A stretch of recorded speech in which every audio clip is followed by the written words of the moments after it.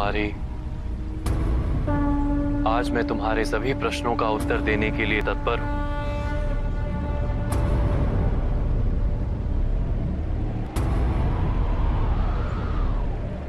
महादेव कौन है?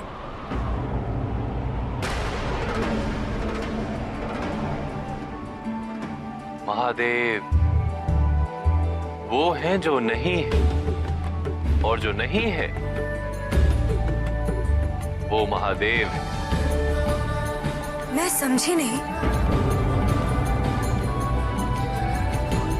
महादेव को समझने के लिए सर्वप्रथम तुम्हें त्रिदेवों को समझना होगा। त्रिदेव? ब्रह्मा, विष्णु, महेश। महेश अर्थात महादेव।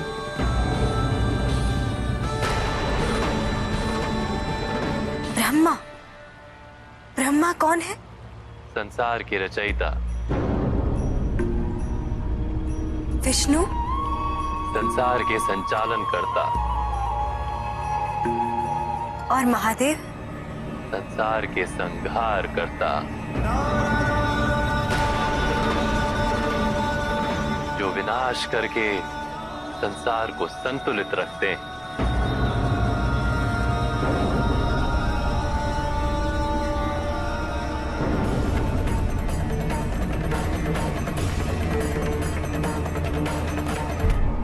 महादेव का जन्म कब हुआ? वो अजन्मे है कुमारी। उनका ना आदि है और ना अंत है। वो विद्याओं के तीर्थ हैं, अविनाशी हैं, विश्वनाथ हैं, कालोपरि,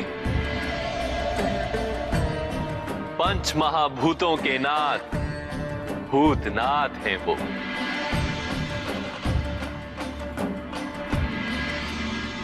कहाँ रहते हैं?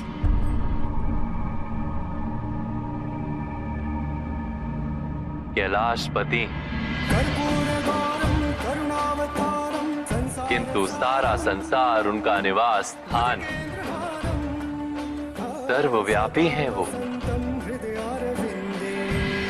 और सभी कारणों के प्रमुख कारण हैं।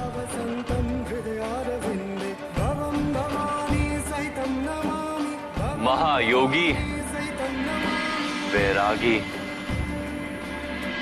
अर्थात उनका परिवार नहीं है? क्यों नहीं? परिवार है तो फिर वो वैरागी कैसे? क्योंकि वो परमानंद की स्थिति में रहते हैं सदा।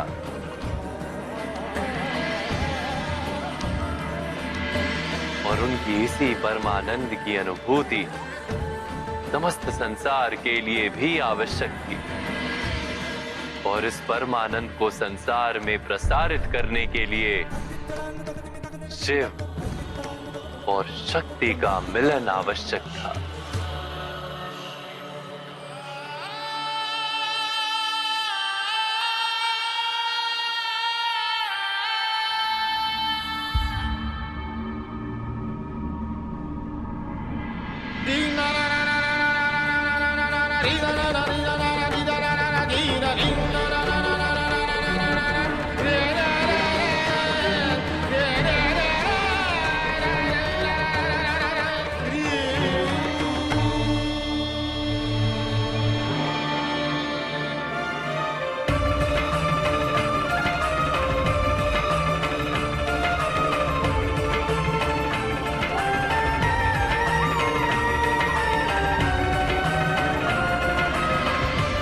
और फिर महादेव का सती से विवाह हुआ।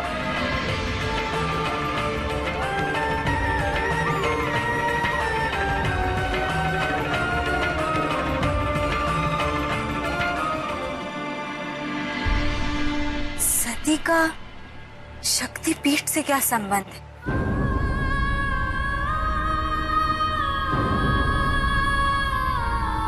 शक्तिपीठ का स्पर्श करके क्यों मुझे ऐसा प्रतीत हुआ जैसे कोई सती को पुकार रहा हो।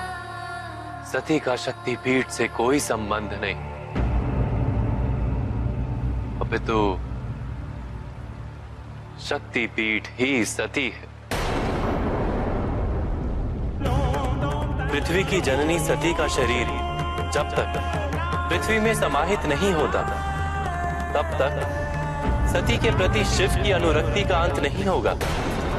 सती के शरीर को काटने का कार्य मेरा ही सुदर्शन चक्र करेगा।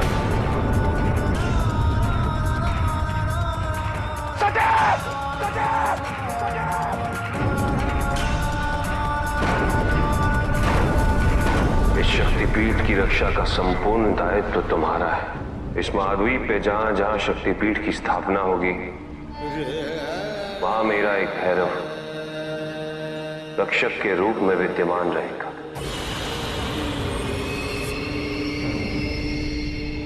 तो उस दिन वो असुर शक्तिपीठ के पास उन्हें देखकर भागे थे।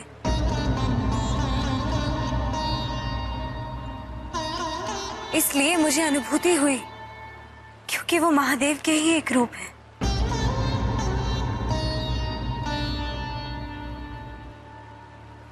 यदि शिव सती के मिलन का उद्देश्य परम आनंद प्रसारित करना था, तो सती की मृत्यु के पश्चात वो उद्देश्य पूर्ण हुआ। आदिशक्ति का पुनर्जन्म हुआ, देवी पार्वती के रूप में। संपूर्ण जगत आपकी पुत्री को पार्वती के नाम से जानेगा। पार्वती, ये नाम मुझे पहचाना सा लगता है।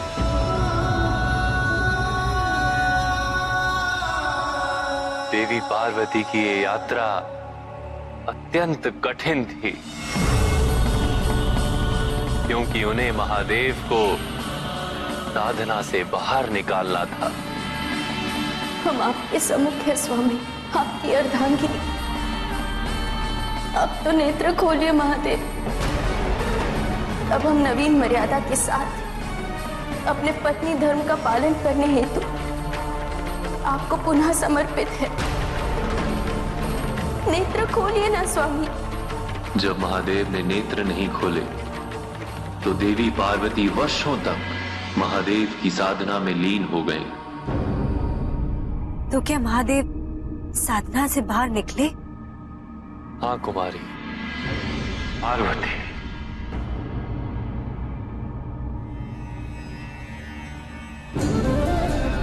स्वामी, मैंने तुमको प्रति शर्त रखते हुए स्वयं को तुम्हारे मिलन से वंचित रखा, किंतु तुम्हारी तपस्या पूर्ण होने के पश्चात इसी क्षण में तुम्हें स्वीकार करता हूं। और फिर महादेव और देवी पार्वती का विवाह संपन्न हुआ।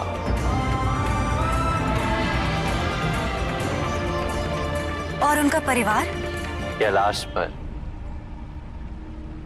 उनके महान भक्त नंदी, गणप्रेत और परिवार सहित 2 पुत्र कार्तिकेय और गणेश।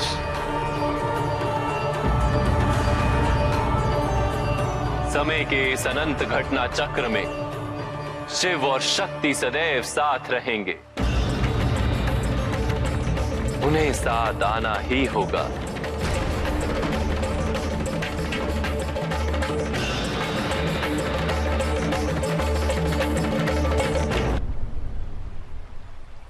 और कोई प्रश्न? वो दिखते कैसे?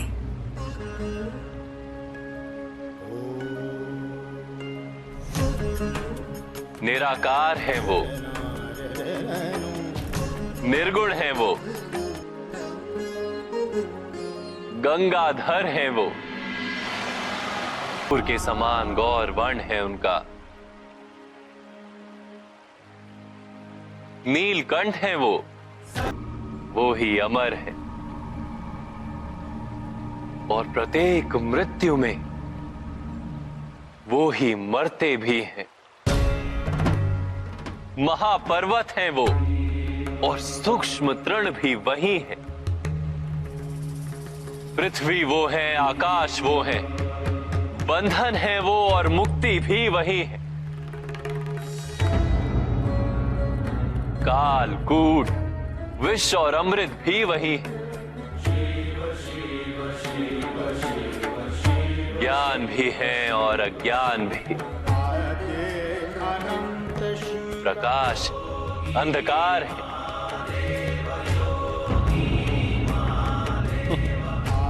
दुविधा है वो और निर्णय भी वही है। शांति भी वो है और समस्त अशांति भी वो है। वही ब्रह्मा है और वही नारायण। वही है देवों के देव महादेव।